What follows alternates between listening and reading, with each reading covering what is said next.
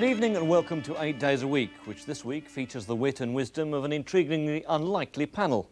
From the somewhat insecure world of the teenage hero, there's Limahl, formerly with Kajagoogoo, who's now embarking on a solo career. From the world of books and journalism, John Ryle, Deputy Literary Editor of the Sunday Times, and the man chosen by Mick Jagger to work with him on his long-awaited autobiography. And from the heady days of late 70s punk and political protest, Jake Burns, formerly with one of the best Belfast bands, Stiff Little Fingers. Later in the programme, I'll be talking to the great all-rounder of British rock, Mark Knopfler, leader of Dire Straits, film music composer, and co-producer of the forthcoming Bob Dylan album. But we start with a band who've moved from ridicule to world acclaim within a year, and can now claim to be the most successful new British band. Culture Club, led of course by Boy George, are at #1 this week with Karma Chameleon, after selling a remarkable 600,000 singles in Britain in 2 weeks. The forthcoming album, Colour by Numbers, is a guaranteed bestseller, while in America, where the band are taken very seriously by musicians as well as transvestites, a song from the first album, I'll Tumble For Ya, has just tumbled out of the top 10. And on Monday, we all went on an 8 days a week outing to see them in Oxford. Here's a video of one of the songs in their set, the current hit in the States.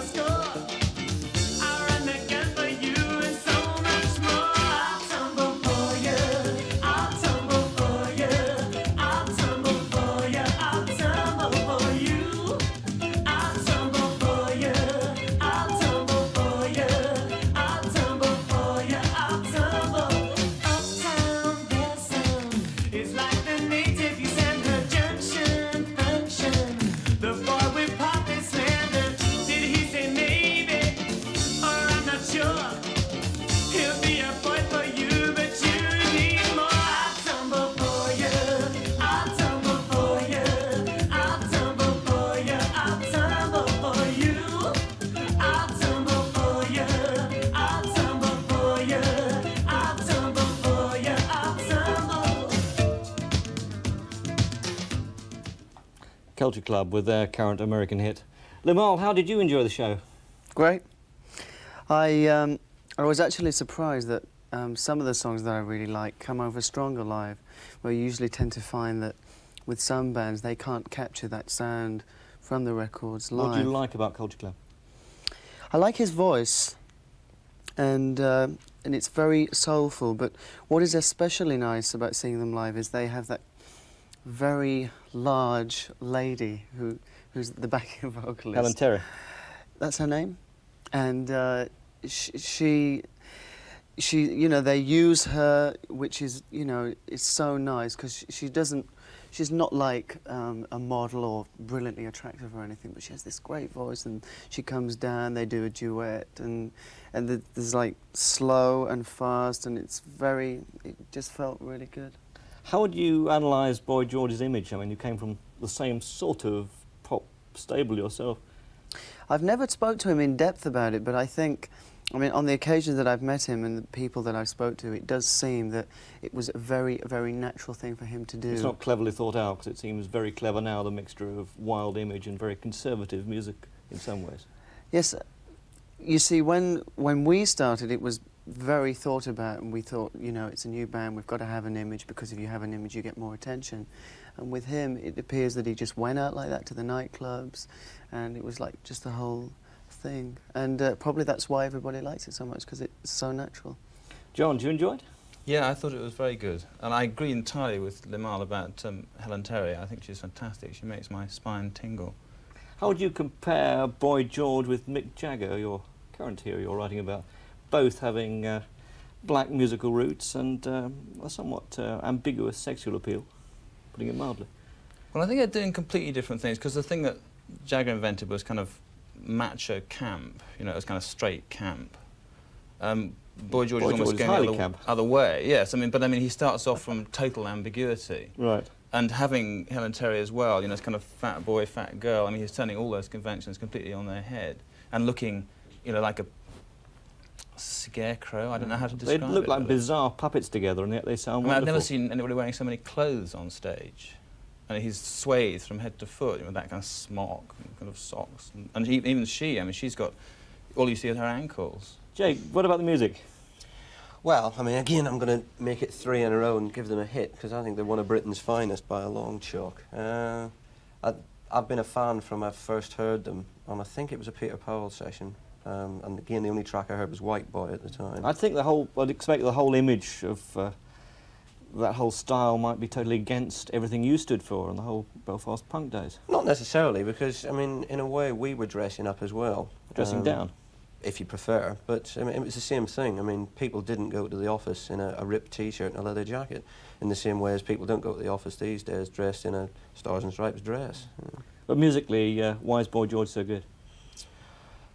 Musically, I don't know. I think because there's nothing there to offend anyone in the music. It's very, very much across the board. It's a very safe sort of image. It is, yes. Well. I mean, as you said, it's conservative music allied to the wild image. So he will appeal to the rebel in the young kids by being able to dress up like him at the gigs, and yet their mums aren't going to complain too much when they hear something like Karma Chameleon. Well, mums were loving it as well. Well, yes, there were a few behind me. It's like me, Paul actually. McCartney rather than Mick Jagger. I mean, he was the one the mums loved, wasn't he? But you were asking him about the actual why you think they're good. I think it's the old rule, the simplicity rule. Yeah. Released next week is a new single from Paul McCartney, Say, Say, Say, on which he's joined not by Stevie Wonder, but another black American superstar, Michael Jackson. Assuming it's yet another hit, it can only add to the continuing fascination with all things Beatlish that's worked such wonders for the publishing industry. Everyone ever connected with the Beatles, except for the remaining former Beatles themselves, now seems to have written their version of the extraordinary story. The latest is called The Love You Make. It's credited to Peter Brown and Stephen Gaines, which is a little confusing as some of it's told in the first person, but it's really the story as seen by Brown, who worked with Brian Epstein in the Nems record shop in Liverpool when Epstein started managing the Beatles, became executive director of Apple Corps, the Beatles' financial organisation, and was best man when John Lennon married Yoko Ono. From way back in the ever-intriguing Beatles era, here's Twist and Shout.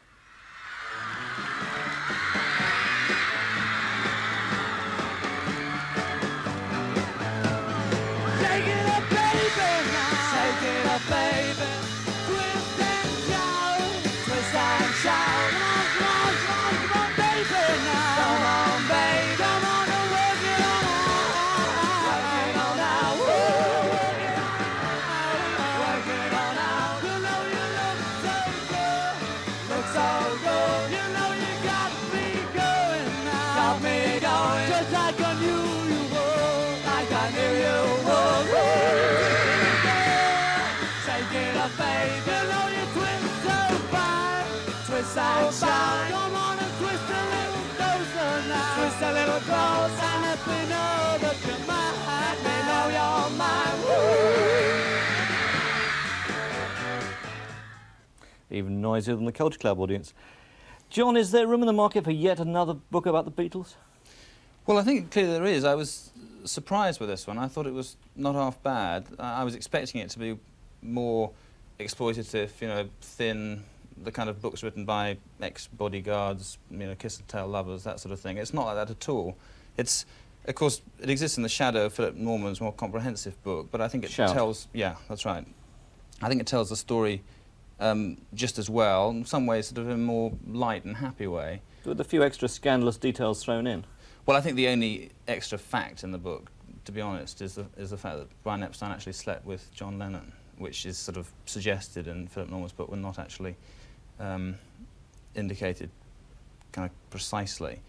It's handled a lot delicately in the Peter Brown book. I mean, they went to, I think it was in Sitges or somewhere, where everybody went for their holiday. And anyway, John and Brian went off together without any of the other Beatles knowing. And they did it. And I think, actually, the way he tells it, the way he handles Brian Epstein's whole life is very touching, really. And he makes him seem, obviously, you know, he was unhappy, but obviously also that kind of gay sensibility made the Beatles, to a certain extent, what they were at the beginning. He was able to pick up on the sexual vibes and create the ultimate teeny bopper group. It seemed one of the saddest versions of the Beatles story I've read.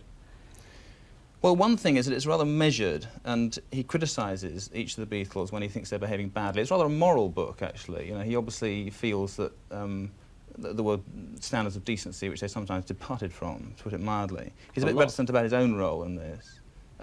It's very even-handed. You know, he criticises them all, you know, and his colleagues. I suppose maybe there's too much about money and not enough about joie de vivre, you know, and the fact that people really got off on Beatles music. What about the difficulties of someone writing an autobiography with an established writer, as happens here and as you're now doing with Jagger? What problems does that cause? The detailed, sort of everyday problems with that sort of thing are just to do with access to the principles. You know, this is I mean, it has to be said in this book, actually it's based on conversations with everybody, including all 4 Beatles, I think, even John Lennon before he died. Whereas and the wives. I mean, the wives come of it quite well, while the Beatles' treatment of the wives is quite vicious. Yeah, I believe that, though, don't you? Sure, but I think it's mean, just the the price treatment that's of Lennon paid. of Cynthia, his first wife, seems particularly nasty in this account. Yeah, I don't know. I mean, it seems Yoko Ono comes out of it quite sympathetically as well, to me, to my surprise, you know. I mean, I thought she was irredeemable, but actually I felt better towards her at the end of the book. Jake, are you still interested in reading about the Beatles era? Not really, to be honest. I have more than my fill with shite. But I mean, there is a macabre fascination with some people that are that rich and that powerful. I mean, I think it accounts for why Dallas is so successful, and it's why books like this will always sell. It's written in a very Dallasy sort of brash style, isn't it? Oh yeah, it is. And I mean, I definitely agree with. It was a Dallasy over-the-top story, though.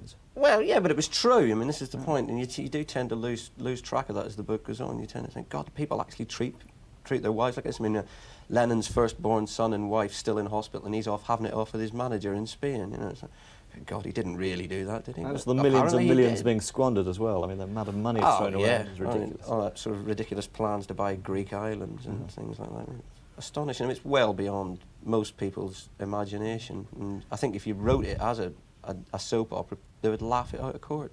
Limahl, does that era interest you?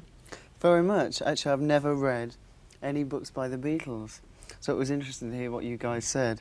I Any was books about the Beatles? completely about the Beatles. Never read any autobiographies or anything. And a friend of mine has most of them, and he actually said that this book would go in there, not because it's got any musical information, but because it like completes the whole picture. And I mean, just suddenly you get to know, the first paragraph where you, John Lennon's first wife comes home and finds him in bathrobes with Yoko, and it's very descriptive, and she said, I couldn't breathe, and it's very dramatic, and as you said, it's very skillfully written. I think it's a very, very good book. I'd recommend anyone to buy it. With what lessons for performers today from all the Beatles? With what mistakes? lessons? Well, it's that whole drug era is gone, and people like Adamant and myself and other artists have been saying it's, you know, no alcohol, no drugs and that sort of thing. I think so. I'm finding generally in the music business that people are not being cliche. But of course, the whole thing in those days was cannabis, LSD, that whole thing. And I do think that's definitely gone. It's But quite interesting on the transition from Speed, which is the first 3 albums, to Cannabis to LSD, and how it actually articulates the kind of music. I've never seen it sort of said so precisely before, or documented so well. Peter Brown's version of the Beatles story is published by Macmillan at $8.95. Now, how about a proper autobiography from Paul McCartney? Rock music on television was virtually non-existent in the Beatles era, and there was precious little of it back in the 70s. Now there are rock programmes all over the place, and even programmes that criticise rock programmes. One of the peculiarities this year has been the Rock Marathon. There's been the studio-based marathon with 5 hours worth of Channel 4's The Midsummer Night's Tube, the film and video-based marathon with 15 hours of BBC Two's Rock Around the Clock, and now the live concert marathon. On Saturday night, Channel 4's 4-track live attempted in 4 hours to provide something for everyone, with a bizarre contrast of presenters in Steve Strange and Richard Digance, and bands ranging from the Serious, Big Country and UB40, to David Essex and a well over-the-top Sally Oldfield. Here's Mr. Strange introducing the stirring but slightly thin-sounding Big Country. Well, we're back and we're surviving. I hope you're all having a good time. When Stuart Adamson left the Skids, it took him a year, and he come back big. After 3 hit singles and an album, tonight playing live for you, Big Country!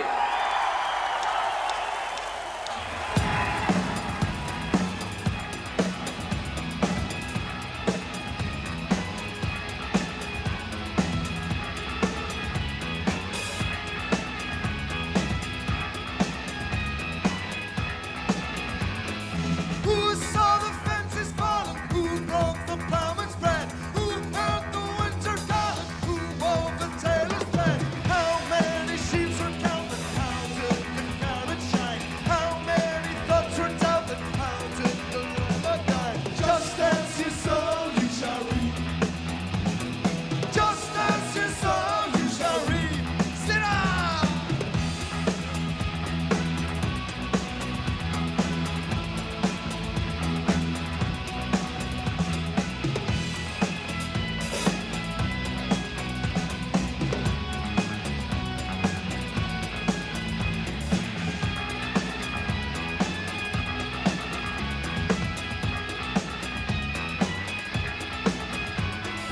Who left the Mayday feasting? Who saw the harvest home?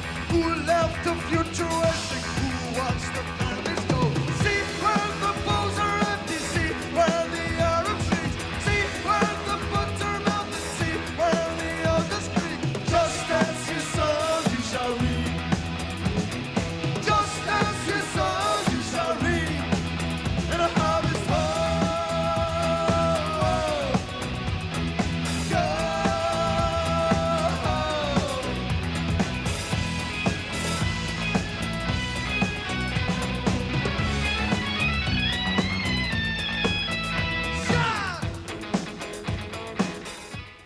Big Country, who are currently on tour on Channel 4 on Saturday nights. Worth staying up for, Jake? Well, the trouble with rock marathons is the same with any marathon, is that you endure it rather than enjoy it. And It was a very odd bill, mixed with it was everything. ridiculous. The whole thing was a joke. I don't believe anybody wants to see the Straubs or Sally Oldfield. I mean, I don't know where she came from, but I wish she'd go back there quickly. David Essex looked like he'd been more at home on Seaside Special and played it like that. And to be honest, the whole thing was very badly put together. It didn't seem researched at all. And if you're going to have a bigger non-entity than Steve Strange introduce a programme, it's got to be Richard Digance, unfortunately. Jules Holland showed them how it should be done in a quick 30 seconds, I thought. It can't take much planning to find out who are the best live bands in the country and put on a bill which lasts for approximately an hour and a half and have someone like Big Country, who unfortunately suffered the great curse of live rock on television, the bad sound mix, and put them on with a support band for half an hour, who are equally well either on the way up, somebody like The Alarm, who've got a good live following and a good live reputation, rather than somebody like the Bell Stars, who, reasonable though they were no more than reasonable. They've had a couple of hit singles, and that's obviously why they were on. Or a series of bands who go together naturally at a concert. Exactly, and run it like a concert. Show your support band for half an hour, have your ads, then put your main band on for an hour, and do away with the dreadful presenters. They don't need them. Limahl, did you stick with it? Well, I did, but you know, I asked the same question as you. Who wants to watch something like that for 4 hours, and indeed, who wants to stand through it for 4 hours? Because they weren't even seated, the people. Yeah. And the whole, it just felt very uncomfortable at times. I thought some of the bands were good, and definitely the sound suffered at times. I thought the lights what sort of television programmes you'd like to see instead then? I mean, Kajagoogoo were very much created by television, weren't you? Well, there's so many different types of programmes, and they're obviously trying to do something new. Really, the Tube is the only one that's got away with it, because... Why? Well, because they vary it, and you've not got like one band after the other, totally in contrasting bands, and the links, you know, were at times, as you say, poor. John, do you sit through any rock marathons? Well, I sat through this one, most of it. I mean, I agree. I thought it was awful. I thought it was pub rock, you know, for the television up in the corner that you don't look at. I mean, it's rock and roll for drunk people, really. Something to go home for on a Saturday night. I like the Bell Stars. I thought it was good, but that was at the beginning, before you got really tired. I mean, it got worse and worse. I think there is a problem with, presumably, with all live concert footage now, with living up to the video. So what's your idea? And of I thought, I thought it had to be said that, you know, that they were very ill-served by the camera work. I thought it was terrible. You know, they were in 2 camera angles. And it was always looking through this haze of dry ice. So what sort of television pop programme would you like to see? Well, Tube's all right. I think Top of the Pops is pretty good. I like Top of the Pops. You know, too. I mean, there are these videos, whatever you think of them. They're quick, they're snappy, they've got high production values, and you've got to live with that and somehow structure programs which take into account the fact that you've got that concentrated performance. But 4 hours of this marathon not worth watching. No. Well, I think it's unfortunate. I'm you know, glad the I wasn't likes of- there. The likes of Richard Dydon's talking about staying power when it's supposed to be an entertainment, for God's sake. Thank you. Well, thank you to our reviewers this week, Limahl, John Ryle and Jake Burns.